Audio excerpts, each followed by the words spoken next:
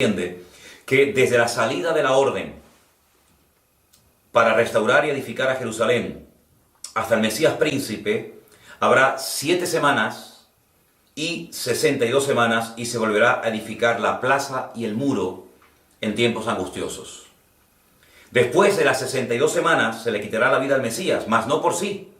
Y el pueblo de un príncipe que ha de venir destruirá la ciudad y el santuario, y su fin será con o como inundación. Y hasta el fin de la guerra durarán las devastaciones. El versículo 27 es muy importante.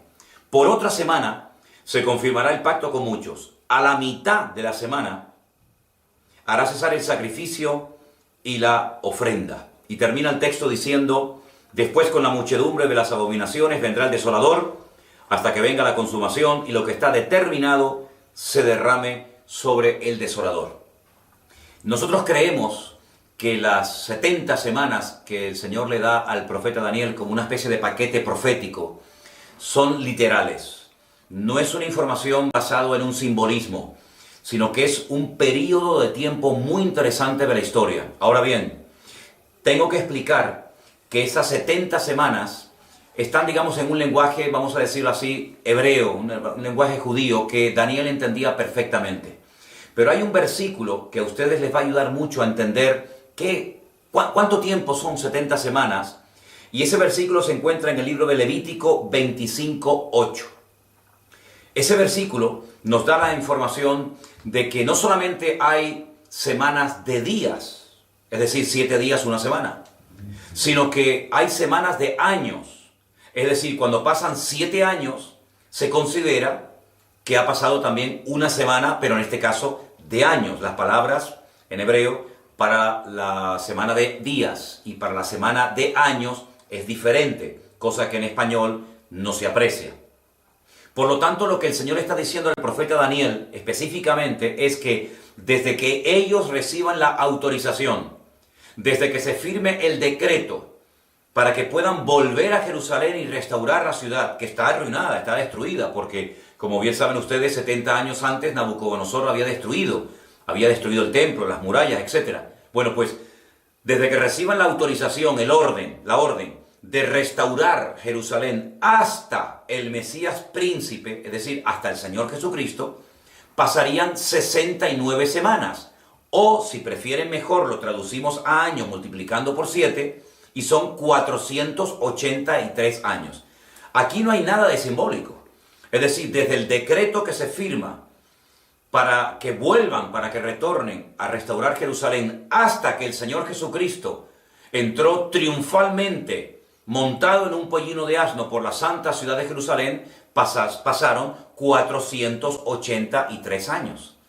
Pero si son 70 semanas o 490 años, ¿cómo es que solamente han transcurrido 483? Faltan 7.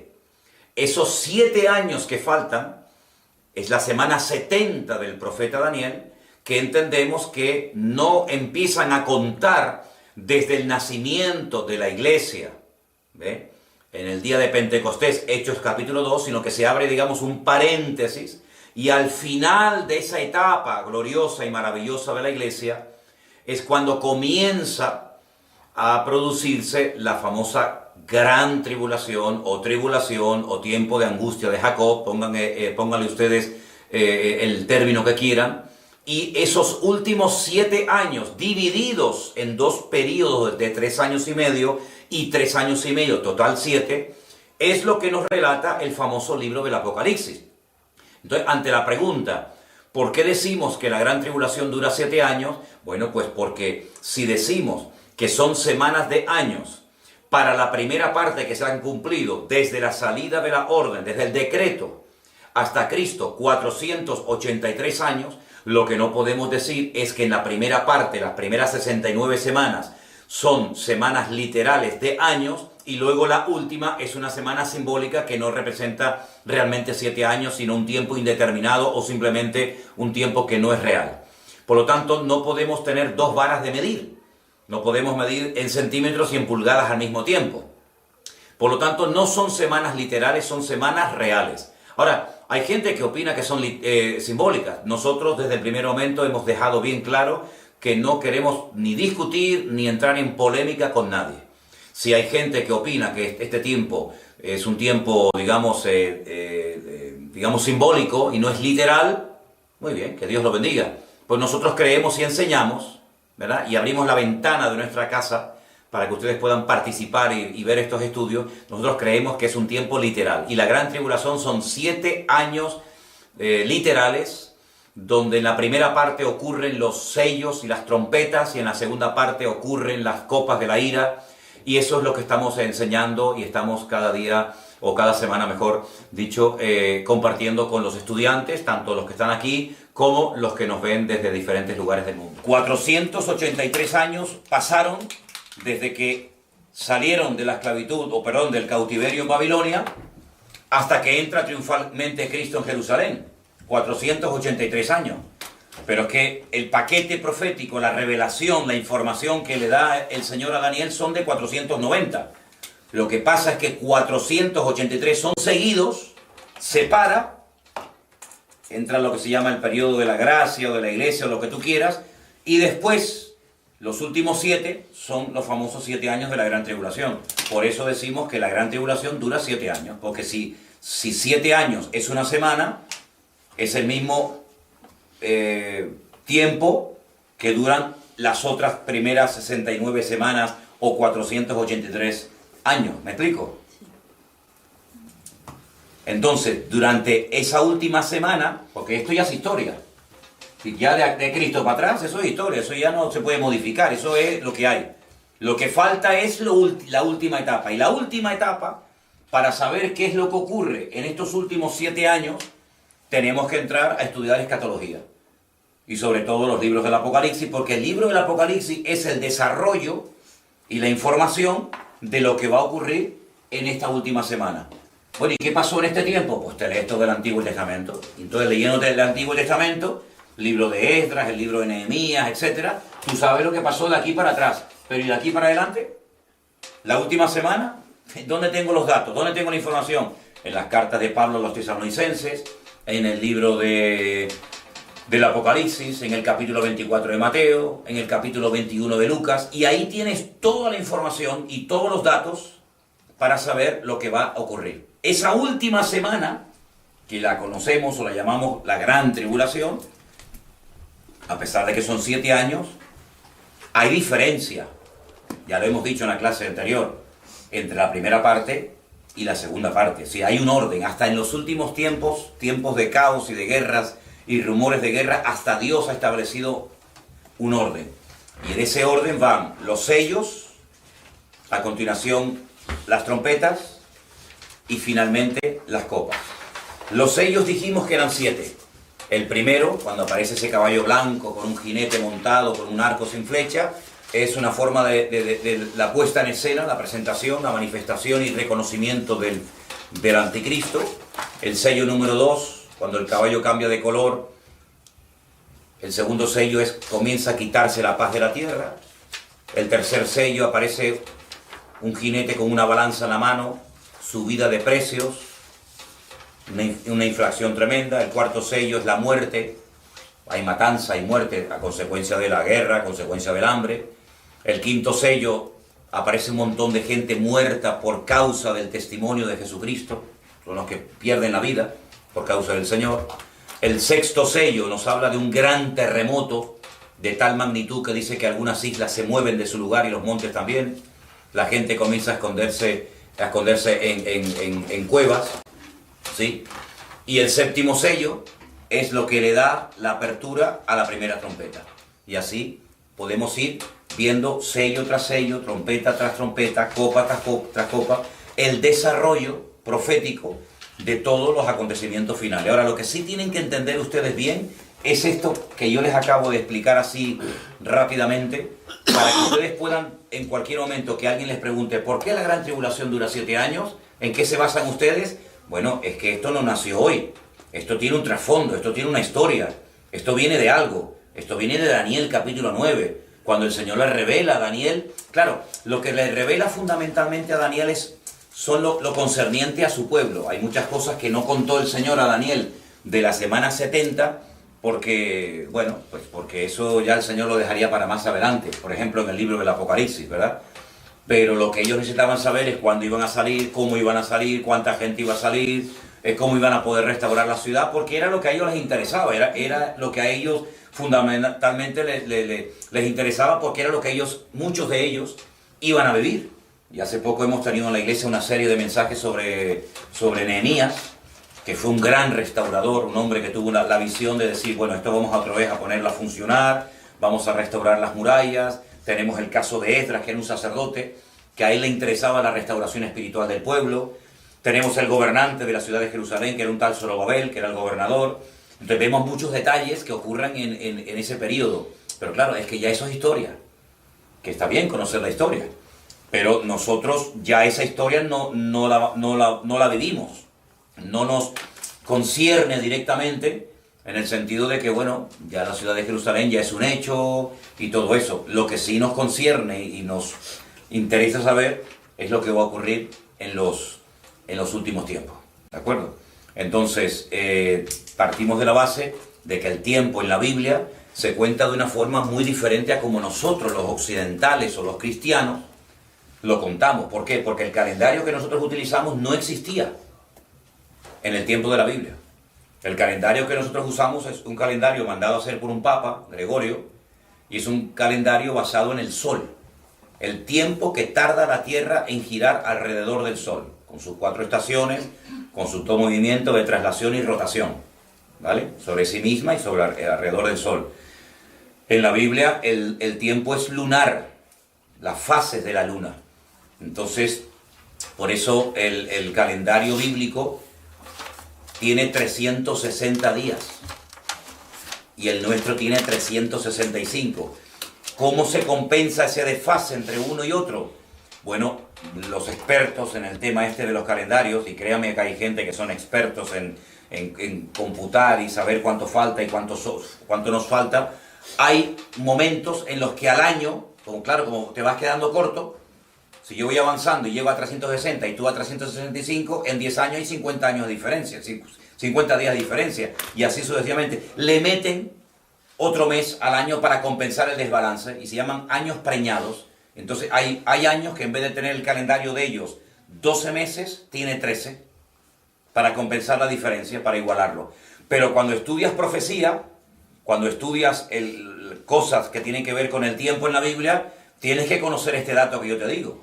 Porque si no, no te cuadran la fecha, y entonces por eso muchas veces dice la gente que en la Biblia hay muchas contradicciones. No hay ninguna contradicción. Lo que pasa es que la forma de contabilizar el tiempo en la Biblia es completamente diferente. Y luego hay 2 cosas muy importantes que a mí me gustaría compartir, aunque aparentemente no tienen que ver con la clase de escatología, pero sí tienen muchísimo que ver. Y es una pregunta que le hacen los discípulos al Señor el día de la ascensión. Quiero llevarles al libro de los Hechos, por favor, en el capítulo 1. En el libro de los Hechos, capítulo 1, el Señor Jesucristo ya está a punto de ascender, ya está a punto de marcharse. Y me llama la atención porque este libro, que también lo escribió Lucas, dirigido a un tal Teófilo, dice que en el capítulo 1, en el primer libro es el Evangelio de Lucas. Este sería el segundo. Hablé acerca de todas las cosas que Jesús comenzó a hacer y a enseñar hasta el día que fue recibido arriba, después de haber dado mandamientos por el Espíritu Santo a los apóstoles que había escogido. Versículo 3. A quienes también después de haber padecido se presentó vivo con muchas pruebas indubitables, apareciéndoseles durante 40 días y hablándoles acerca de el reino de Dios. Hechos 1:3. Cristo resucita, está 40 días seguidos con los discípulos y hay un monotema. Les habla fundamentalmente del reino de Dios. 40 días seguidos escuchando lecciones espectaculares. Estando juntos, les mandó que no se fueran de Jerusalén, sino que esperasen la promesa del Padre, la cual les dijo: ¿oísteis de mí? Porque Juan ciertamente bautizó con agua, mas vosotros seréis bautizados con el Espíritu Santo dentro de no muchos días. Entonces los que se habían reunido le preguntaron diciendo: Señor, ¿restaurarás el reino a Israel en este tiempo? Y el Señor les contesta: no os toca a vosotros saber los tiempos o las ocasiones, aquí sazones, que el Padre puso en su sola potestad. Ahora, ¿saben ustedes que el idioma en el que se escribió el Nuevo Testamento es el griego? Idioma también tremendamente rico, con una riqueza espectacular. Y en griego hay a veces diferentes términos o palabras para referirse a un concepto. Por ejemplo, tenemos 3 palabras para la palabra amor. Pero claro, amor es algo muy genérico, depende a qué tipo de amor te estés refiriendo, usas una u otra palabra. Y hay 2 palabras que quiero que la apunten, las 2 empiezan con la letra K de kilo.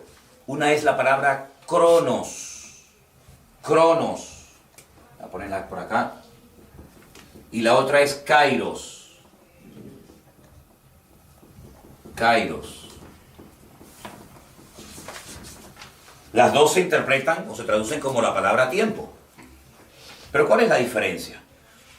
Lucas dice que cuando el Señor Jesucristo resucitó, estuvo durante más de mes y medio, prácticamente a diario, hablándoles del reino de Dios, de un reino mucho más elevado que cualquier reino terrenal. Sin embargo, cuando el Señor Jesucristo va a ascender, los discípulos le preguntan: ¿tú vas a restaurarle a Israel el reino en este tiempo? Es decir, tú nos has hablado del reino de Dios, pero nosotros queremos saber si otra vez vamos a volver a recuperar la monarquía. Nuestros reyes, que ya no existían. Ya no existían. La época dorada de la monarquía, con David, Salomón, etc. Ya todo eso se había ido al traste, ya no existía monarquía. Pero el sueño de Israel, ¿cuál era? Restaurar el reino, vencer a los enemigos, en este caso a los romanos, volver a tener su propio rey de carne y hueso, etcétera, etcétera. ¿Verdad? ¿Y qué le responde el Señor? No les corresponde a ustedes, no estén preocupados por los tiempos o las ocasiones. Y esas palabras, tiempos y ocasiones, es la palabra cronos y la palabra kairos. ¿Cuál es la diferencia entre una y otra? La palabra cronología, la palabra cronómetro, está íntimamente relacionada con la palabra cronos. Es el tiempo lineal. Es decir, hoy es martes. Mañana, inevitablemente, será miércoles. Y pasado mañana será jueves. Y así, toda la historia de la humanidad siempre será igual. Y cuando terminemos este mes de febrero, vendrá el mes de marzo. Y cuando termine la estación del invierno, vendrá la primavera. Y así sucesivamente. Eso es cronos, eso es el tiempo lineal, donde no hay nada que cambie, nada que varíe. ¿Verdad? Es así. No hay ninguna característica especial del cronos. Es el tiempo transcurriendo, en algunos casos muy rápidamente, en algunos casos muy lentamente, según cómo nos afecte. Pero el kairos es el tiempo de Dios dentro del tiempo de los hombres. Es cuando Dios se mete en el tiempo nuestro lineal y dice: yo voy a hacer en este tiempo algo diferente. Por ejemplo, hoy el cronos nos indicaba, como cada semana, que tenemos una clase de escatología. Pero dentro del cronos, dentro del tiempo, dentro de ese día que dentro de unas horas terminará, teníamos una cita, teníamos un compromiso, venir aquí a las 7 de la tarde para recibir la clase de escatología. Eso es la diferencia entre cronos y kairos. Es cuando el kairos, en este caso Dios, decide intervenir en la historia. Cuando Dios dice: cuando vino el cumplimiento del tiempo, Jesús nació. Jesús no nació en Babilonia en el año 300 antes de Cristo, ni nació en el año 180 después de Cristo, después de su era, sino que Él nació cuando ya Dios lo había establecido. Cuando Dios dice: 400 años estará el pueblo de tu pueblo, tu descendencia Israel en Egipto. Bueno, el tiempo transcurre, pero ustedes van a estar el tiempo que yo diga. Esa es la gran diferencia. Entonces, dentro del tiempo que transcurre inevitablemente sin cesar, vamos, eso es una cosa que no podemos parar el tiempo, no podemos decir: ay, que no corra más el tiempo, sino que el tiempo sigue y sigue y sigue y sigue. Y es un concepto que a mí siempre me ha apasionado. El concepto tiempo a mí es una cosa que me ha fascinado, pero ya al hombre es un concepto espectacular, ya en la época de Aristóteles y los griegos y el mismo Albert Einstein, etcétera, el concepto tiempo. Y dice, bueno, no, lo medimos, sí, pero lo medimos con un concepto llamado el reloj, ¿no? Ahora decimos un día, una semana, un milenio, un siglo, un año, y vemos en nosotros mismos cómo el tiempo va pasando, ¿no? Y vemos que ya hemos crecido y algunos tenemos canas y unos han envejecido menos. Esa es inexorablemente la realidad del tiempo. No lo podemos detener, nos guste o no, es la realidad. Y llegará un momento que moriremos y nos deterioremos, nos vamos a deteriorar, etc. Pero dentro de todo eso hay cosas que ocurren. Y esas cosas que ocurren establecidas por la soberanía de Dios es el Kairos, es lo que marca la diferencia. Es decir, ahora va a pasar esto. Y te pongas como te pongas va a pasar. Y ahora va a pasar tal otra cosa. Y ahora vengo yo. Y ahora me voy yo. Y ahora les saco de Egipto. Y ahora los llevo a Egipto. Y ahora viene el primer sello. Y ahora viene la segunda trompeta. Y ahora viene el caballo blanco. Y ahora viene el caballo negro. ¿Quién establece esas variaciones en el tiempo? Esas intervenciones soberanas en el tiempo de los humanos, en la dimensión nuestra. Evidentemente Dios. Nadie controla ni el transcurrir del tiempo lineal, ni el cronos. Ni nadie puede decir mañana va a pasar esto sí o sí. Sino son cosas que Dios establece y que si Él quiere nos las revela, como le reveló a Daniel 490 años, 483 que ya han pasado y los otros 7 que faltan por ocurrir. Estamos grabando.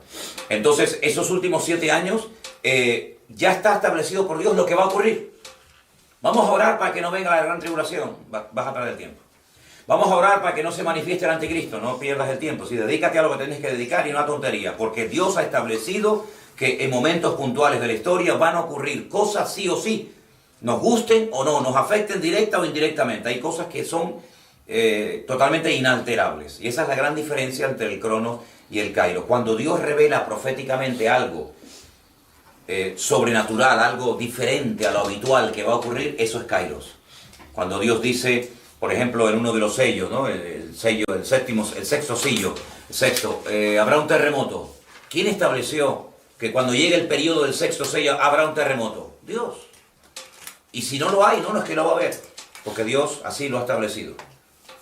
El primer milagro que Cristo hizo, Él habla del tiempo. Cuando le dice a la madre, oye, no tienen vino. Y Él dice, mujer, aún no ha llegado mi hora. Aún no ha llegado mi tiempo. Si yo sé cuándo tengo que empezar. Yo sé cuándo tengo que hablar y cuándo tengo que callar. Y Él dice, aún no ha empezado mi hora.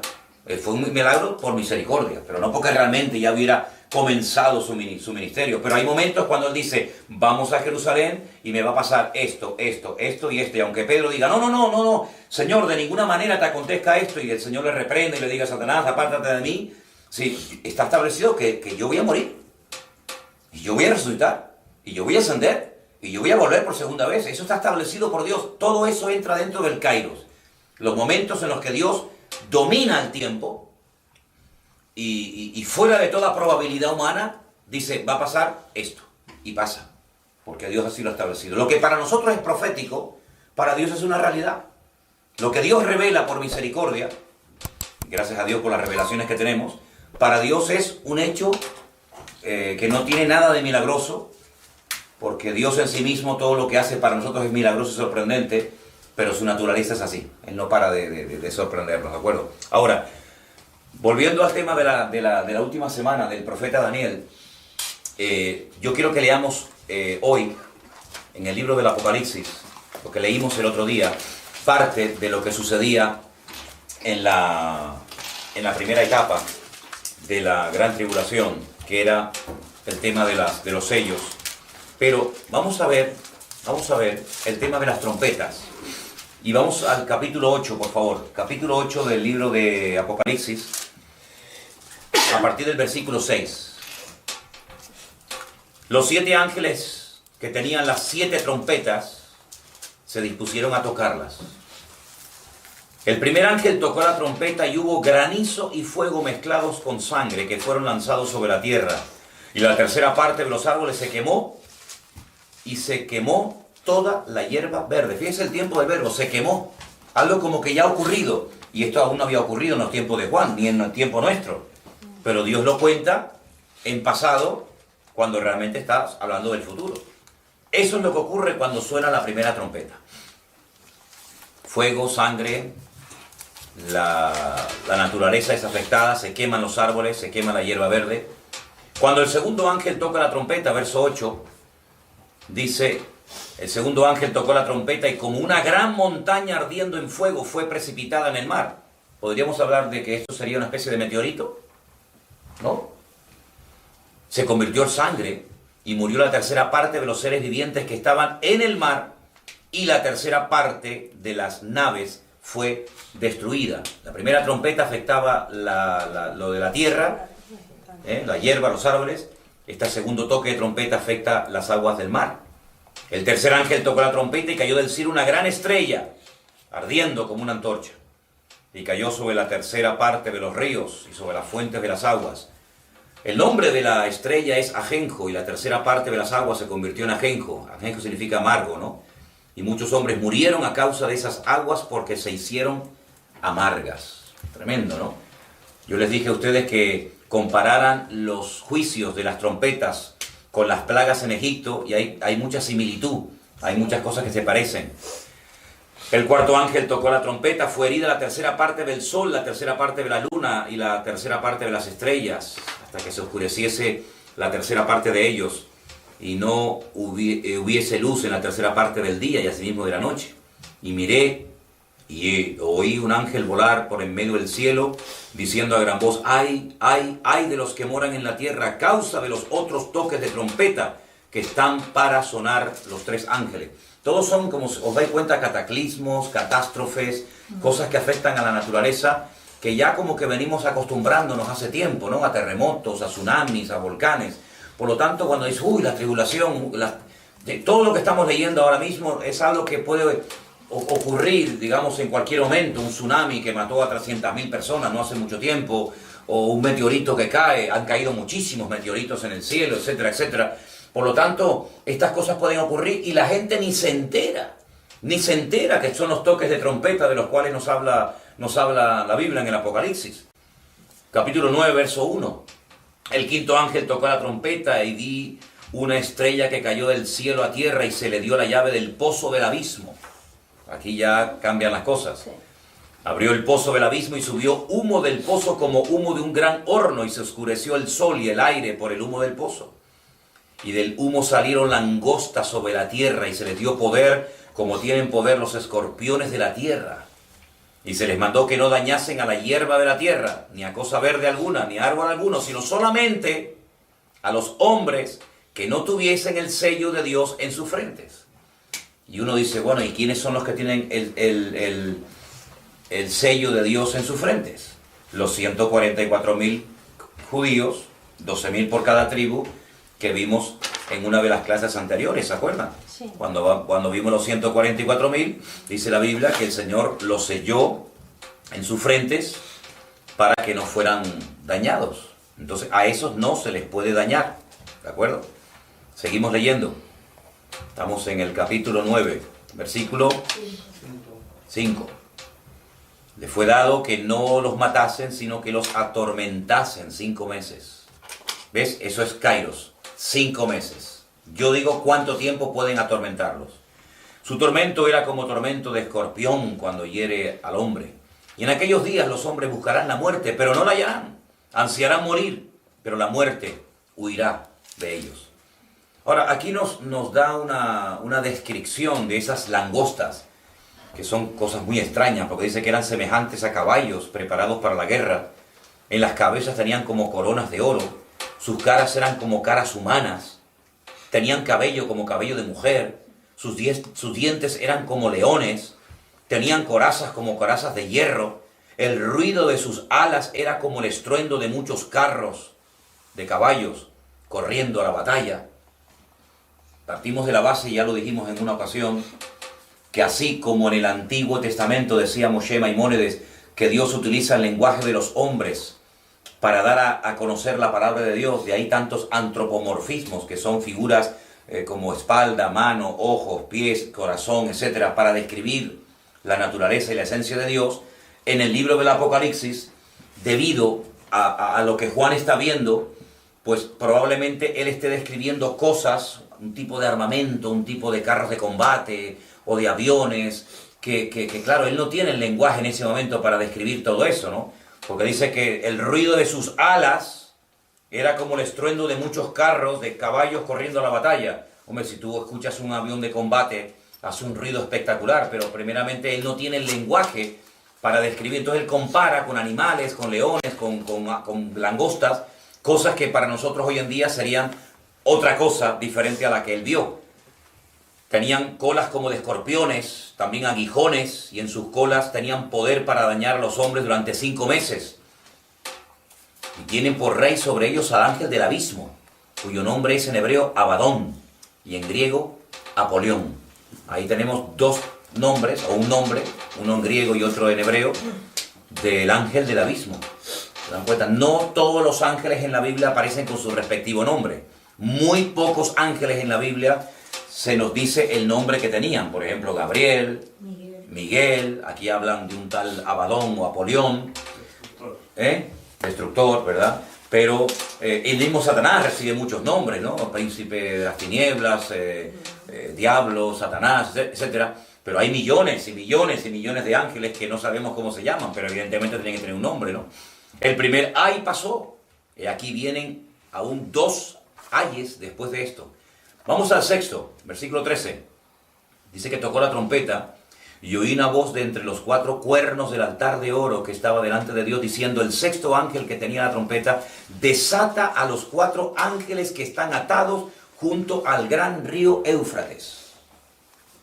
El río Éufrates es un río inmenso, un río enorme, que cruza varios países, ¿vale? Y el río Éufrates es mencionado en el primer libro de la Biblia. El Tigris y el Éufrates, dice que por allí estaba una parte del límite del jardín del Edén. Sí, el jardín del Edén era inmenso. Ahora, yo no sé si ustedes están bien puestos en geografía, pero se menciona también el río Nilo, con otro nombre, que también formaba parte y regaba el jardín del Edén. Es decir, que si tenemos aquí a mano izquierda Egipto como parte del territorio del jardín del Edén, y tenemos aquí a la derecha la zona de Babilonia, lo que hoy en día sería Irak, donde está el río Éufrates y Tigris, Dios le dio a Adán la responsabilidad de cuidar, de proteger un territorio de miles y miles de metros cuadrados, desde nada más y nada menos que desde Babilonia o Irak en la actualidad hasta Egipto. Todo eso formaba parte del jardín del Edén. Si la capacidad de Adán para poder recorrer ese territorio, describir y ponerle nombre a esos animales, cuidar de ese territorio, si la capacidad de movimiento, el radio de acción de Adán tenía que ser, sin lugar a dudas, impresionante. Probablemente se trasladaba o volando o simplemente pensando de un lugar a otro, se trasladaba, porque Adán era un hombre que no tenía ningún tipo de limitaciones antes del pecado. Antes del pecado, Adán se movía con una facilidad por el jardín del Edén de una forma tremenda. De ahí que uno diga, bueno, y cuando Eva pecó, ¿dónde estaba Adán? Bueno, a lo mejor Adán estaba en la otra punta del jardín del Edén, y por eso Satanás aprovechó la ausencia del marido, el vacío. No estaba Adán en ese momento al lado de Eva, o Eva al lado de su marido, y en ese momento Satanás dice ahora o nunca, ¿no? Y fue cuando le tentó. Pero estamos hablando no de un territorio como la Isla del Hierro, un territorio pequeñito. Estamos hablando de un territorio que va desde Babilonia, Irak, en la actualidad, hasta Egipto, y ahí se mencionan esos ríos. Y el río Éufrates dice que allí están atados 4 ángeles o 4 demonios. De esto nos habla Pedro. La Biblia dice que después del diluvio, el Señor aprisionó